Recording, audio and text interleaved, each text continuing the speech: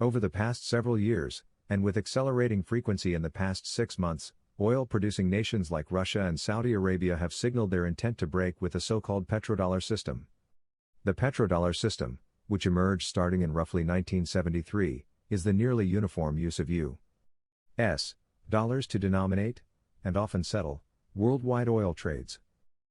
David Z. Morris is CoinDesk's chief insights columnist. Though it is sometimes mistaken for a formal rules-based system, the petrodollar is better understood as one aspect of the broader role of the dollar as a global reserve currency, and the resulting exorbitant privilege the U.S. enjoys. Specifically, historians regard the petrodollar as one of the most important consequences of the transition from the Bretton Woods framework for global finance, which centered on a managed gold standard, to the more decentralized and market-based neoliberal money system that supplanted it. Signals of a reduction in petrodollar trade have added to persistent anxieties about the dollar's reserve currency status, which is also currently under pressure thanks to inflation. An erosion of the dollar's reserve status could seriously undermine U.S. debt financing and other economic fundamentals. That's why some recent news in oil markets has raised anxiety about the dollar. In March, it was reported that Saudi Arabia and China were accelerating talks to price and settle oil contracts in yuan via a Shanghai petroleum exchange. China has also conducted talks with Brazil, a significant crude oil exporter, about ditching the dollar. Indian traders have reportedly settled some Russian oil purchases in rubles and dirham, the currency of the United Arab Emirates. That all sounds very worrisome for the dollar, and for U.S. financial hegemony. But a deeper dive suggests much of this is empty posturing, not because the world loves the dollar or the U.S., but because no other national fiat currency is positioned to supplant their role in the system. At the same time, the petrodollar system has given oil exporters large and sometimes troubling influence over the United States via investment.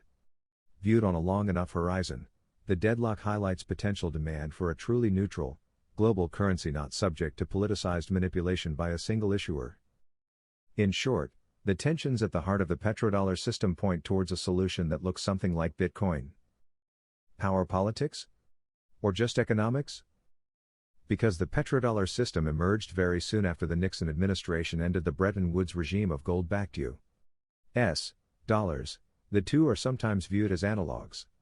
One widespread but reductive characterization describes dollars as backed by oil starting in the 1970s, the way they once were by gold. This framing is often accompanied by a conspiratorial view that the system emerged through a backroom arms for debt financing deal between the Nixon administration and Saudi Arabia. But none of this was a conspiracy, according to economic historian David Spiro. Whatever they refer to as the petrodollar standard, it doesn't exist. It shows no understanding of the international monetary system and its goals. Spiro's 1999 book The Hidden Hand of American Hegemony, Petrodollar Recycling in International Markets is one of the definitive texts on the subject. The U.S. certainly engaged in deceptive and secretive behavior. But this was not in pursuit of a multi-decade agenda to cement the dollar's reserve status with an oil deal. Rather, the immediate burning issue was a global trade imbalance and potential resulting instability. As the price of oil rose in the early 1970s, oil exporters, and Arab nations in particular, began to enjoy huge trade surpluses. Those trade surpluses left them with large and growing piles of cash, of various sorts, and parked in an increasingly far-flung web of banking institutions. In a worst-case scenario, if those oil earnings didn't get back into the global capital system, credit markets could have seized up and collapsed. The most conspiratorial view of the petrodollar system hangs on the genuinely secretive U.S. efforts to help solve the issue. The fate of the credit system and funding for U.S. debt, far more than the future dominance of the dollar, was the priority when Nixon administration Treasury Secretary William Simon traveled to Jeddah, Saudi Arabia in 1974 to pitch the Saudis on investing in U.S. treasuries. Simon offered to let the Saudis bid on U.S. Treasury bonds via the so-called add-on system, rather than via the standard Treasury auction. This gave the Saudis better pricing, but more importantly, it made the purchases secret. This secrecy, according to Spiro, was necessary because the U.S. was breaking a trade agreement with Europe by cutting a bilateral deal to recruit Saudi capital. The subsequent Saudi purchases of a total of $117 billion worth of treasuries was kept secret from the world until 2016, when Bloomberg reporter Andrea Wong uncovered Saudi holdings through a Freedom of Information Act request. But many experts also believe that the Saudi U.S. deal included an unrecorded agreement for the U.S. to aid in Saudi defense. Some historians argue that the two Iraq wars were pursued in service to a clandestine Saudi U.S. defense pact. Petrodollars and the neoliberal order. Spiro argues that this U.S. deal amounted to America using political and military leverage to maintain economic hegemony. His views contrast, though, with another line of thinking that claims Saudi investments were guided by market forces, not by U.S. power. According to this so-called institutionalist view, the petrodollar system essentially emerged because dollar assets were appealing places to put capital. This line of thinking aligns with so-called neoliberal ideas about the power of free market forces in global finance, in contrast to the more managed Goldstandard monetary regime. One piece of evidence for this naturalist, free market interpretation is financial data predating Simon's deal. Dollar assets held by oil exporting countries in European banks stood at $0.8 billion in 1964, according to 2009 research by Christopher Copper, but had rocketed to $10 billion by 1972, well before the Nixon deal. This is even more striking because the U.S. in 1963 had begun passing rules intended to reduce U.S. bank lending to foreign borrowers. Those investments rose not because of any deal, then, but despite formal barriers, seemingly attracted by the fundamentals of the dollar assets themselves. The desire to skirt U.S. barriers, in fact, led to an offshore market for dollar bonds and deposits in Europe, sold via London and sometimes Luxembourg-based banks and branches. These became known as Eurodollar assets. This financial market was already developed, then, when a long-term climb in oil demand and prices began in 1973, leaving oil exporters with even more money to invest. The idea that U.S. defense of Saudi is part of a secret oil deal is also debatable. An early mutual defense pact between the U.S. and Saudi was signed in 1951, more than 2 decades before William Simon went to Jeddah. Moreover, the broader Cold War context may be as or more significant than oil per se. Before the 1990s, Saudi's hereditary monarchs wanted good U.S. relations as a bulwark against both domestic insurrection and the nearby Soviet Union. And whatever the public or private terms of the U.S. Saudi relationship, it never had juridical power over the broader oil market. Economist Dean Baker wrote in 2009, for instance, that oil producers are free to construct whatever terms they wish for selling their oil, and many often agree to payment in other currencies. In fact, even the Saudi relationship has had to be shored up occasionally, as in a 1978 meeting when Saudis reiterated their commitment to the dollar. The paranoia of global finance. Questions about the petrodollar system's origins are important because they help us understand its future. At the highest level, if U.S. political maneuvering was a key determiner of where petrodollar surpluses wound up invested, that should make it relatively simple to escape the petrodollar system through similar political deals, such as those discussed among India, Russia, and China. By contrast, if market forces are the main factor pushing oil surpluses into dollar assets, and in turn maintaining the dollar's reserve status, it's far less plausible that even a command economy can will an alternative into existence. On this count, the neoliberal explanation seems to be winning. Political attempts at creating a petrodollar alternative have been fizzling for decades. Current worries about Russia and China cutting deals with Saudi Arabia are easily recognizable in this 2009 account of similar discussions, which ominously warned an extraordinary transition from dollar markets within 9 years. Obviously, that didn't happen. Economist Dean Baker characterized those 2009 fears of a game-changing anti-dollar deal as something that would make a good plot for a Hollywood movie, but it doesn't make much sense as economics. According to that view, meetings and discussions amongst non-U.S. oil trading nations can hardly hope to bend the monumental economic forces that make the dollar the preferred instrument for global trade in general, not just for oil. Global finance theater. Even if a political exit from the petrodollar were possible, even David Spiro doesn't think the current Saudi-China-Russia constellation has much chance of accomplishing it. I think the Saudis are trying to become more of an international player and power, Spiro told me. And they're trying to move away from the U.S. In other words, Having meetings with China about pricing oil in yuan is something like a threat of economic blackmail from Saudi Arabia, aimed less at actually transitioning away from the dollar than at influencing U.S. monetary and foreign policy in the short term. But there's been little evidence so far that this kind of threatening gesture is effective, and Spiro is deeply skeptical of the upside for the Saudis. The Crown Prince is young and ambitious and not terribly well educated about some of this stuff. There's rich historical irony here. Many Americans in the 1970s were anxious that the Arabs, and the Saudis, in particular, could use their money, as well as their oil, as an economic weapon, as Judith Miller summarized in 1979, and throw the American markets into chaos by abruptly liquidating assets and transferring them abroad. That exact scenario was even explored in a popular novel, The Crash of '79. But it has become clear that holding U.S. debt doesn't actually translate to much power. This was demonstrated quite clearly with the 2016 revelation of Saudi holdings of U.S. treasuries. The secret had been kept by U.S. administrations for decades on national security grounds before Bloomberg's Andrea Wong sent her Freedom of Information Act request and finally got the numbers. Spiro speculates that information was finally released by the U.S. as a strategic ploy in a then simmering conflict between Saudi and U.S. officials over legislation connecting Saudi to 9/11. The Saudis made some sort of stupid comment threatening to sell off their treasuries, Spiro recounts. It was an idle threat. But Wong requested the information and the request happened to coincide with the Saudis making this stupid comment, and the Treasury released the data. The release data showed $117 billion in Saudi holdings of treasuries. That's hardly a pittance, but it was far smaller than the $750 billion the Saudis claimed to be prepared to sell. That gap may result from not counting the holdings of quasi-governmental investment funds, or the Saudis may simply have been exaggerating their holdings in pursuit of leverage. Economists have argued, however, that neither number represents a serious threat to the market for U.S. treasuries, because aggregate demand for treasuries remains strong. In other words, despite the worst fears of the 1970s or 2023s, the U.S.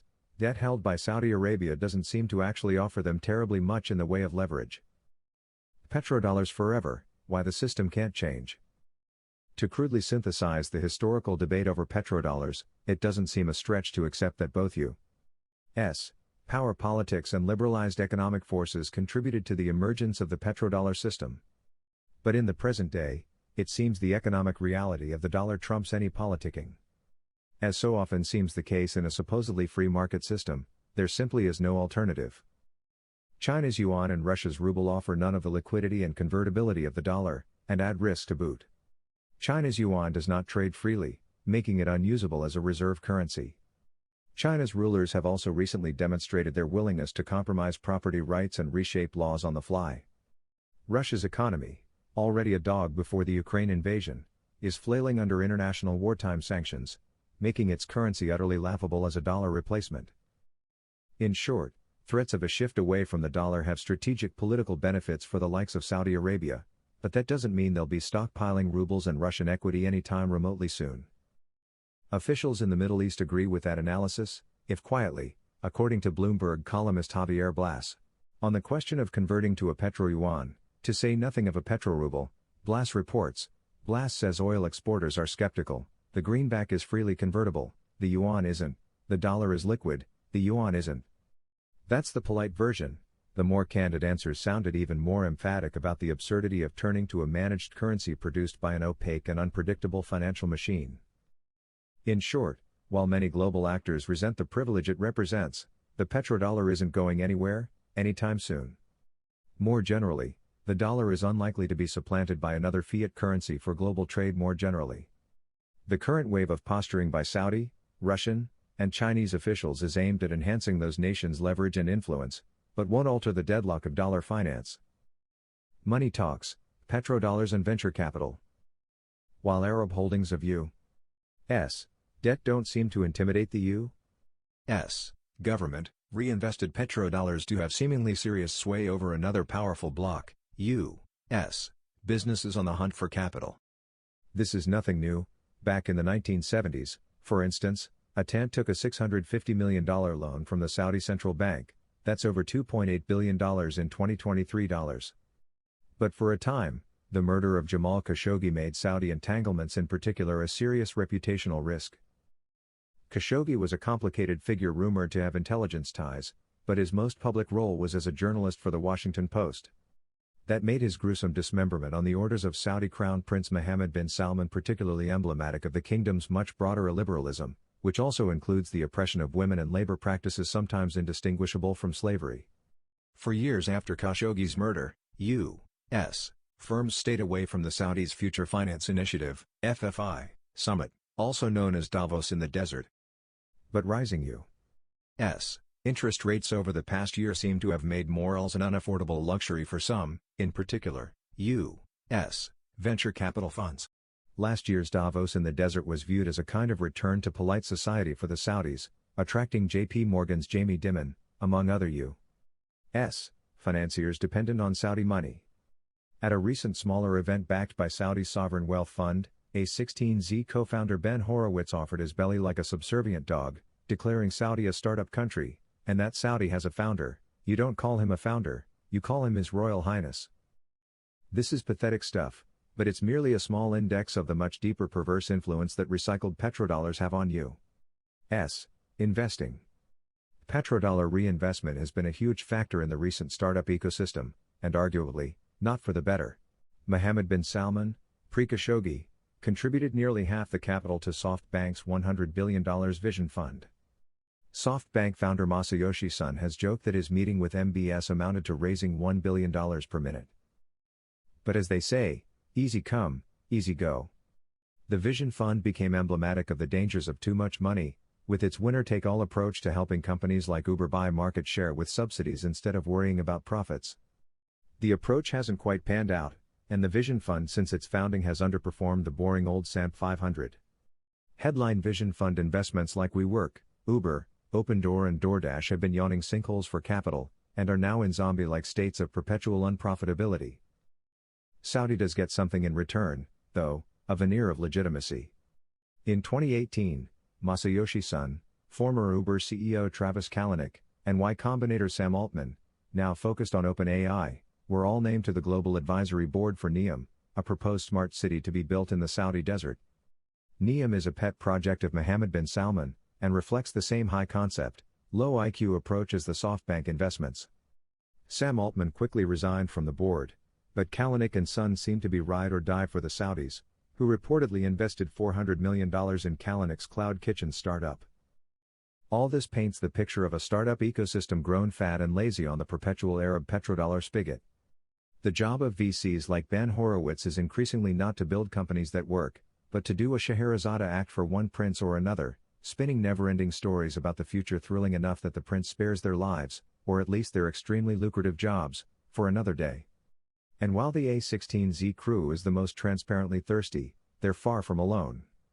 Senable Investments, the venture arm of Saudi's sovereign wealth fund, recently revealed ties to 40 U.S. venture firms. Though hardly comparable in scale or impact, these compromises could be the venture capitalists' equivalent of the Iraq invasions, pursued to keep the Saudis, their allies and their money happy. As the New York Times' Judith Miller wrote both presciently and ironically back in 1979, if the 1973 oil embargo was the stick, the Arab investments are the carrot, some would say drug, on which the U.S. has become increasingly dependent. The Bitcoin option. While the specifics of Arab petrodollar reinvestment may be toxic, the existence of trade imbalances as such isn't necessarily bad. In a capitalist global trade system, there will be periods of economic dominance by one force or another. In the post-war environment, the United States has enjoyed both structural advantages as a sole economic superpower, and a real competitive edge, particularly in technology. That gives the rest of the world plenty of motive to give Uncle Sam loans. The problem is that the same economic titan also effectively controls the global money supply, in which its own debts are denominated. Through that control, the U.S. also substantially controls global monetary infrastructure, giving it significant power to change the rules of the game to suit itself. The Arab world may be making unhappy noises about the petrodollar system largely in an attempt to raise its global standing, but the other major players in the drama have more concrete concerns about being trapped in a dollar-denominated world. For Russia, there was the recent humiliation of having $600 million worth of foreign reserves seized by the West. China, as a major holder of U.S. debt, is likely unhappy to see recent U.S. money printing devalue its holdings.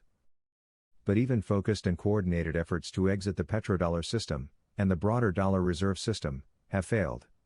In large part, it seems that's because there simply is no viable alternative. The yen, yuan, ruble, and euro all have individual shortcomings for filling that role.